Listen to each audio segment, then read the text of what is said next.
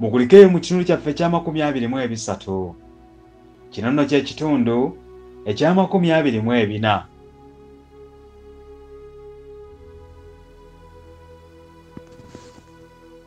Ddaaki nga n'obudde bwewerekedde nga lwe bakkiriza mbatikke nga mbatikka.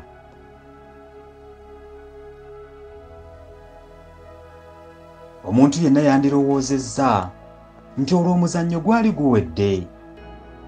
Wanno olwamala okubatikka nga buli omu agaana okukulembera nti anaalumirirwa y'anaggulawo.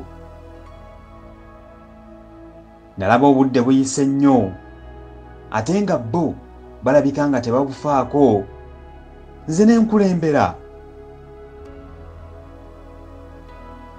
Era nkyakyewuunya na leero, gwe kale lwaki saabaleka nga mmaze okubatikka ne neddirayo? Naye anti olunaakutta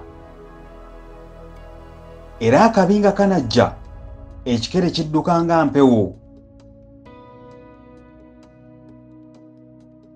Bwe mba ntambuddeko akabanga,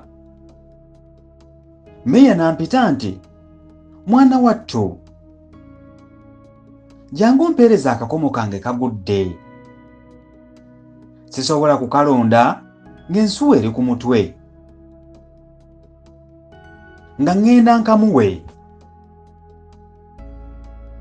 Bwe namutuukako nga ŋŋamba nti akake si ke kagudde, wabula ka mirembe. Nga muyitako nga ŋŋenda mirembe we yali ayimiridde. Okutunula wansi ng'akalala ku bigere bye, nga nkalonda nga nkamuwa. Bwe namala okukamuwa nampa ekisaaganda ky'ebimuli nga bw'amwenya. Yasooka kusikamu kamuli kamu n'akawunyako n'akasuula eri. Bwe namwebaza n'aseka nti, "Nnyabo, olina ageebaza, weebaza n'ebyoya by'enswa?"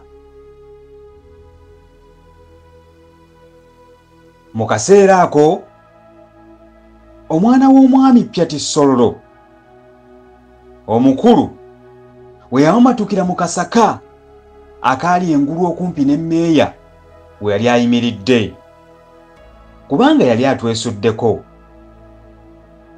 Mirembe bwe yamulaba nga ŋŋamba nti, "Munno wuuyo ajja." Simanyi kiki yasinziirako kuŋŋamba atyo, naye kyandiba nti mu lulimi lwe mwe mwateekebwa okundagula. Olutalo lwe nalinja okuyingirira wakati w'akagulu ka nkwale. Lino nga ly'erinnya ly'omwana w'omwami oyo. Mwebale kuwuliriza kitundu kyaffe kino ekya 24. Tusisinkana ate mu kitundu ekya 25.